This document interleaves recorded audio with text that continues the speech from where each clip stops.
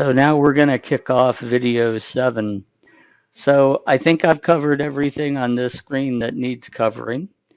One real quick note. I do have a check for updates that's on here. It's not done automatically for you. You have to choose to do this. And periodically go ahead and check for updates. If we bring up the About screen, you can see what version of the software you're running. Um, and if that number changes on my website is higher, then it'll come back on the check for updates and say, hey, you're up to date, or nope, there's an update for you. So just log that away wherever you log things. Okay, so data analysis. So this screen could take a second or two to pop up. It all depends on how fast and heavy your machine is. Here, the top 3 items, or 4, haven't really changed, but the whole rest of the screen is brand new for you. What this is the analytical part of the software. And there's, I forget the total count of queries that I've written here. Many of these are pretty monstrous queries. So the same caveat that I gave in video 6 is applicable here. Know your data. If all events are in, then this is wide open. If you're halfway through and every team is halfway through, then okay, everybody's on same. That's something to be cognizant of.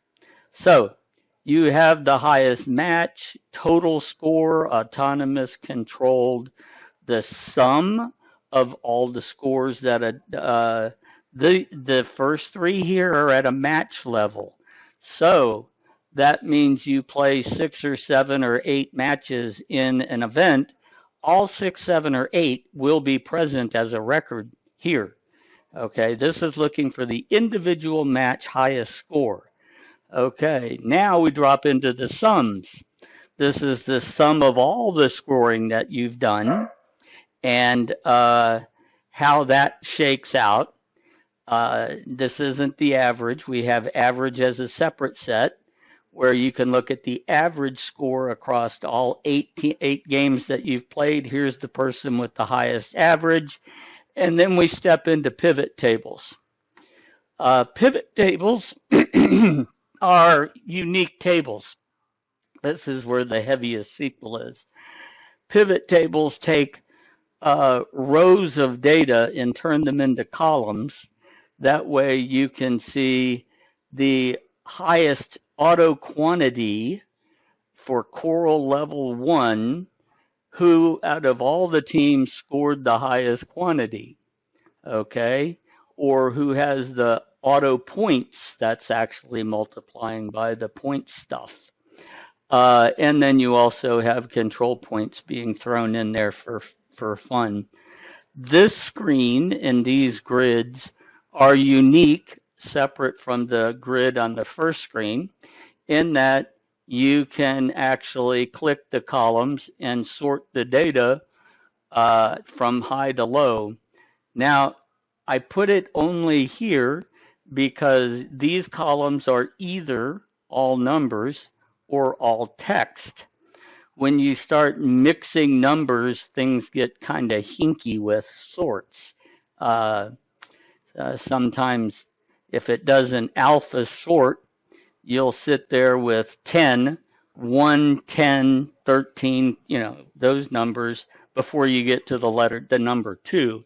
So I'm hopeful that this is all going to be copacetic since the columns themselves are all just good data. Another option or thing you have to see here is the CSV button. All of these, this left-hand pane, all of these grids can be downloaded to CSV file, comma-separated value files, for importing into Excel, Lotus, if they're still around.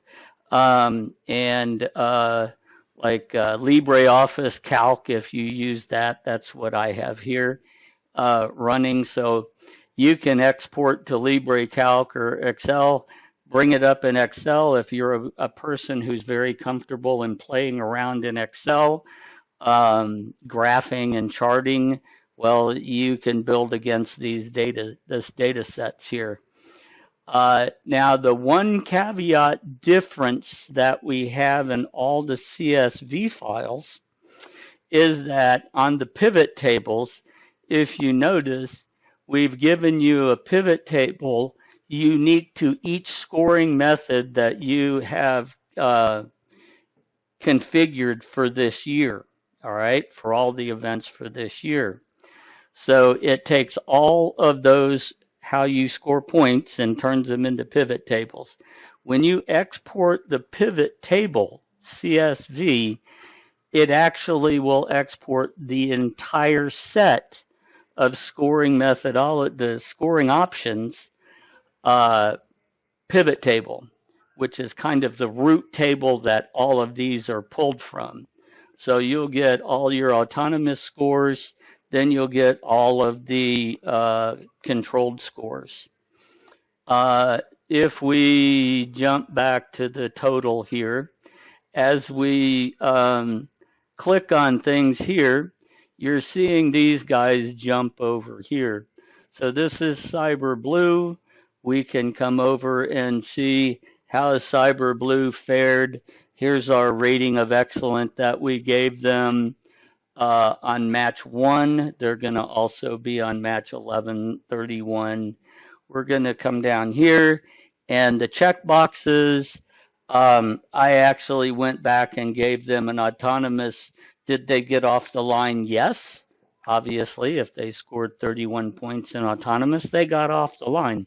So I wanted this to show up to show you that here's all their scoring. Here's all 3 questions that we asked for checkboxes for match 1, match 11. So this one's going to have a lot more rows because you get 3 each. Currently, we only had 1 or so questions for each of the multiple choice questions. So that is pretty much it, other than to say, and I'm still thinking on this, and I may make an update. If I do, I'll throw another video out there. The team selection here has nothing to do with these grids.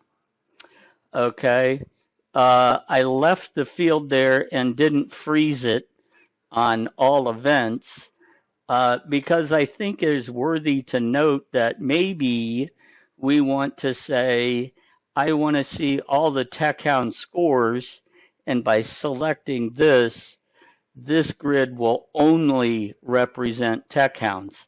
And maybe there's another set of reports I can come up with specific to a team, so you can get your team cross-reference across all of their games kind of comparisons.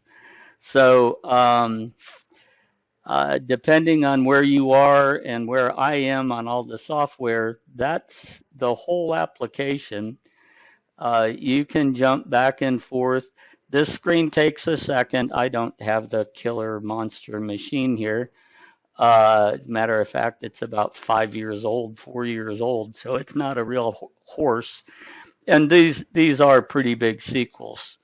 It takes a second to paint. The only way to fix that is to give it more horsepower. So that pretty much sums up how this application works. Thanks for your time. Okay.